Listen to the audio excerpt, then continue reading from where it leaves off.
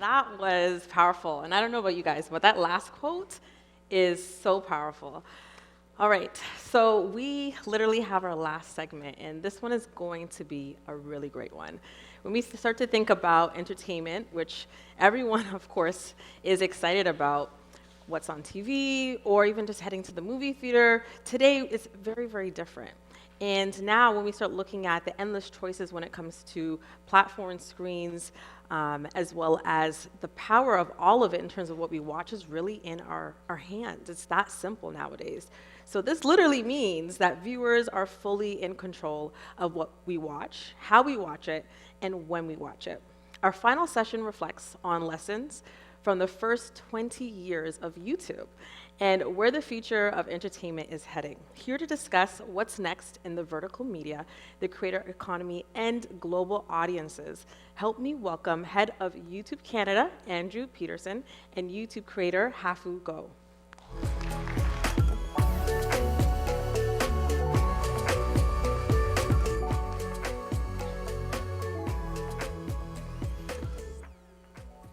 Hello, everyone. Hi. This is a very surreal moment for me because I grew up watching YouTube as a kid. It was the only source of entertainment we had other than like the free cable television. So like it was either YTV or YouTube for me because we couldn't afford actual cable. And this year is the 20th anniversary of YouTube. I've been watching for 18 of those years. Back then, it was mostly funny cat videos or, just skits. And we would quote a lot of the skits from Smosh on the playground. So it's crazy to think how far YouTube has come. Since then, YouTube has evolved into a platform where creators can build real businesses and shape culture. And now, it's become the only platform where every major format lives together. For example, long form, shorts, podcasts, music, live streams. So my first question for you, Andrew, is what's the bigger vision behind connecting all those formats under one roof? And where is YouTube headed next? Well, first, hello everyone. Thank you so much for choosing to spend some of your day with us. And Hafu, you mentioned this. I think it's absolutely remarkable that for the past 20 years, YouTube has shaped culture through video. First, really as internet culture, like you're talking about Smosh and all the OGs, to now being at the absolute epicenter of culture. Billions of monthly logged in users choose to watch billions of hours of content every day on the platform, from the most influential creators in the world, whether they're entertainers, teachers, athletes, artists, podcasters, right through to enjoying like the biggest cultural moments from sports, music, and beyond. And so for us, how have we continued to make sure we're doing a great job is by being relentlessly focused on two things. And that's making sure that YouTube continues to be the most valuable place for viewers and the most rewarding place for creators, emotionally, creatively, and financially. And so what that means is from that very first upload of me at the zoo, that grainy video that was uploaded 20 years ago and a little bit of change, to today, viewers are in the driver's seat and want to consume content on any device, anywhere that taps into their interests. And so what that means for us is by being relentlessly focused on, putting the user first and serving creators really well. Today, for example, you might be commuting into work on the TTC and watching great sketch comedy shorts by Jeannie Weenie, a fantastic creator out in Vancouver. In the lunch break, people might be on their desktop at work wanting to watch 10-minute highlights from the Jays game last night, right through to listening to a great podcast. YouTube's the #1 podcast platform in Canada and the US. And then when they go home, putting us on the big screen. The living room has been our fastest growing screen over the past 5 years. And in the US, people actually spend more time watching YouTube on the big screen than anywhere else. And so for that reason, as viewer habits continue to evolve, as content trends continue to evolve, we'll stay laser focused on that. And it is really humbling that Cantor did some research recently, and if Canadians could only choose one place to watch content across everything, online, TV, everything in between, that they'd choose YouTube. And we take that responsibility incredibly seriously. Wow. I would just say, I agree with you that you guys actually put creators first, because I've been a creator for 8 years. I started in college, just making vlogs of my daily life. And now we're making the best edutainment content on the platform. And over the 8 years, like, YouTube has been very supportive, and like YouTube hosts events. I got this jacket from YouTube, so that's not that's just a for plus. this, not just for this. Not just for it's not this. just shameless branding. But no, it was YouTube has always been like a platform where I feel like there's like a real community behind it. It's not just numbers, and that's a huge thanks to the platform itself, giving priority to the creators as well. Recently, I was at an event called Made on YouTube, where they announced over 30 new features coming to YouTube. Some of the features were pretty mind-blowing, including edit with AI. So can you talk about how YouTube is integrating AI to enhance the creative process and help creators reach a wider audience? Absolutely. And look, what I love is the last time I was at Elevate, we were talking about AI. I was really talking about how we can create new products to redefine just how high is high of existing creators' creative ambition, but also enabling the next generation of voices that might not have had the skills or capability to tell their stories yet. And so fast forward to 2 years later to this Elevate, we have come an awfully long way, and these are no longer ideas. These are real products in the hands of creators. And for us, AI, I think, can play a meaningful supporting role across the entire creative process, from ideation to creation to monetization, and then to sort of analysis and iteration. To the example you're giving, edit with AI, is, editing is really tough, especially for new entrants, but right through to the biggest players. And so we're launching a new product that can actually get you to your first cut.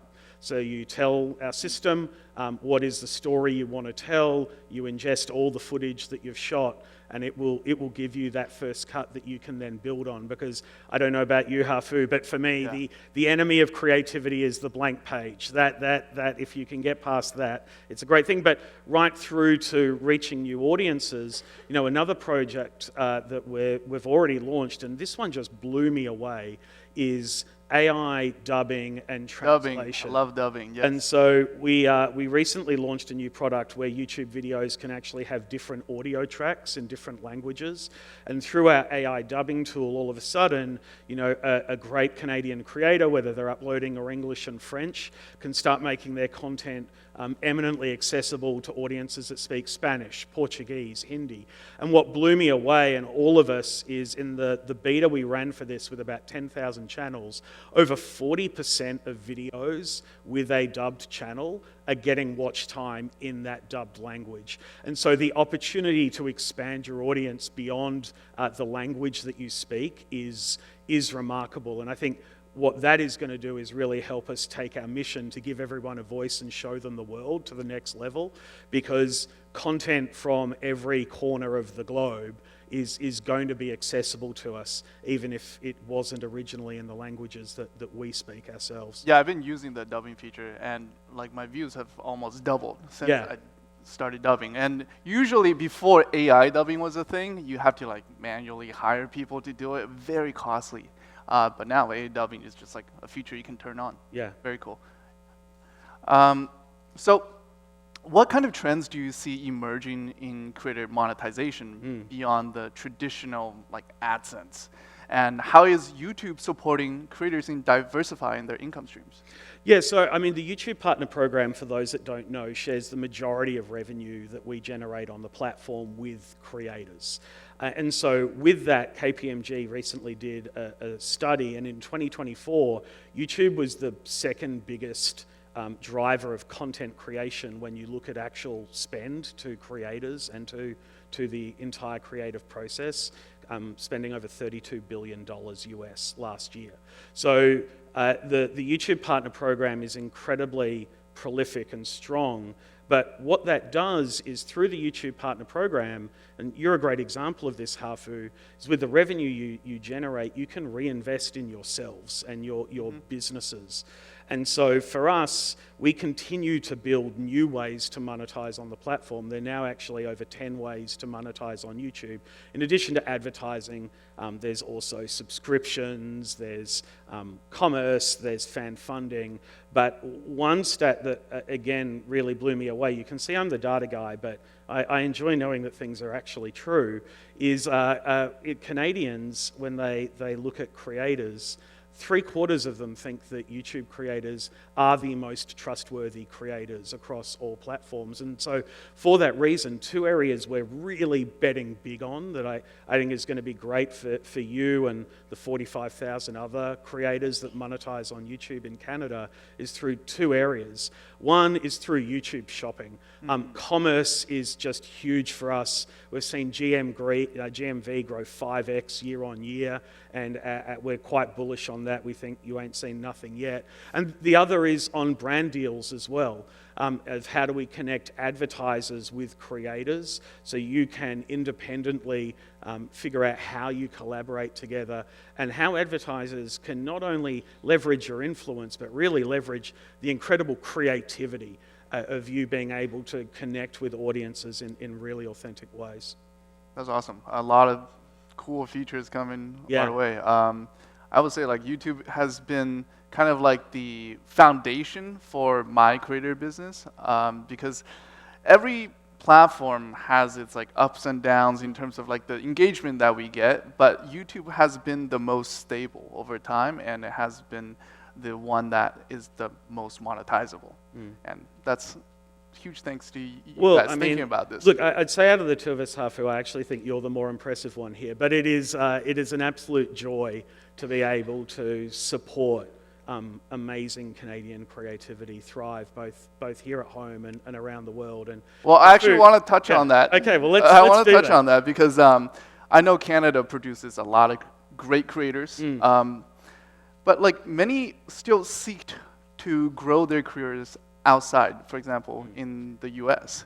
So is there anything that you think YouTube can do to help creators stay in Canada without it feeling like a compromise? Yeah, so I am a new Canadian, a reformed Australian, and when I moved here 6.5 years ago, 2 things surprised me. One was I found out half my American comedians that I loved were Canadian, but 2, the other thing I discovered was that there was a real sense, true or perceived, that Canada was actually a compromise to be a creator.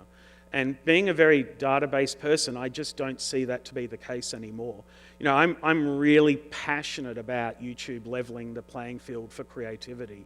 As someone that's worked in broadcasting, the music industry, and now YouTube my whole career. And what I love is it no longer matters if you have the right connections, if you have the biggest budget, if you fit the mold. If you've got a story to tell, you can get started on YouTube.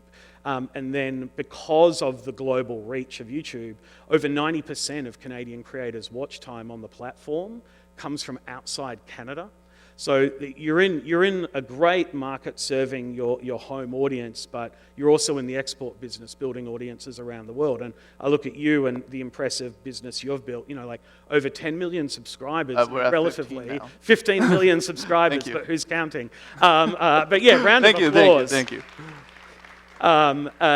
You know, when you look at that, there is a huge opportunity here. And so what we see is, at least for creators on YouTube, Canada can be a great home base, and no matter coast to coast to coast, name any area, some of, if not the biggest creators in the world of every area are actually based here in Canada.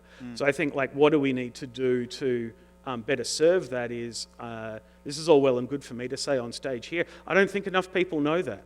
I don't think enough people know that the number and prolific nature of how successful screen producers and creators are in this country on the platform. So I think we've got to do a better job of celebrating the creator ecosystem, but also, and we've talked about this before, you might be talking to tens or hundreds of millions of people online, but creating can be quite an isolating process.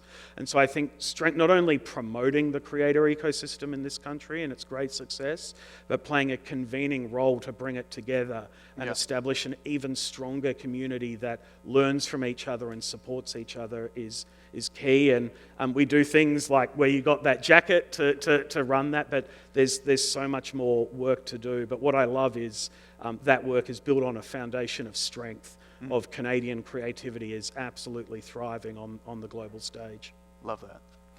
Well, we celebrated 20 years. Let's look ahead. So how do you think YouTube will change in the next 5 years? Okay. And what do you think are the biggest opportunities for creators on YouTube? And what advice would you give to those seeking to grow their presence?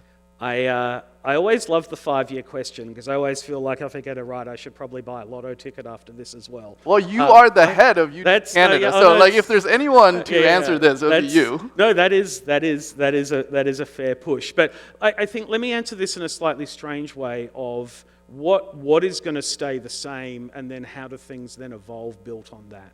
So YouTube's mission to give everyone a voice and show them the world continues to be our North Star. And like I referenced a little earlier, the way we're really successful but that is making sure we are the most valuable place for viewers and the most rewarding place for creators. And so I think what sets creators up for success, and I have the privilege of talking to, at this stage, thousands of great creators like yourself. There are always two things that you all have in common that I really admire, and that is that you put the audience and your passion at the center of everything you do. And I think, yes, there's a lot in terms of this industry of being a next generation media company, the studio you opened earlier this year. Yes, all of that is incredible and important, but so long as you stay laser focused on serving audiences with really valuable, entertaining content, and you continuing to be true to your passions, that's what's going to succeed. In terms of, I think, areas to look at of where we'll continue to evolve, I think we're going to continue to see brand new content formats emerge. We're going to see a lot of new ways to monetize. And I also think while 10 years ago, creators felt like this almost thing, if you told your parents 10 years ago, I'm going to be a YouTube creator, they'd be like, cool, do you have a backup plan? I think now you are the next generation media businesses. No, my parents still don't believe it. Oh, they still don't believe it? Well, my parents are Asian, so. All right, I'll come around for dinner and have a chat. We'll see if I can move. Bring my boss home to dinner. Yeah. Now they'll believe me. But I think in the future, the legitimacy of creators is not in question. And so in the future, it's going to be how do you continue to scale your business and continue to be even more creatively ambitious. And the thing that excites me the most is there has never been a better time in history to be a creator, and the best days of creativity are ahead of it. And I want to thank you and celebrate you, Hafu. Like, you are one of the trailblazers that have done this, and you are going to be one of the people that are steering that sort of future. And so as impressive as the computer science solutions to problems are that we use, I actually think it's what creators like you and what you do with the tools, that's the magic of YouTube, and that's the future. So thank you so much. Thank you. That makes me blush. Thank you. Thank you. And thank you everyone for listening. Thanks so much, everyone.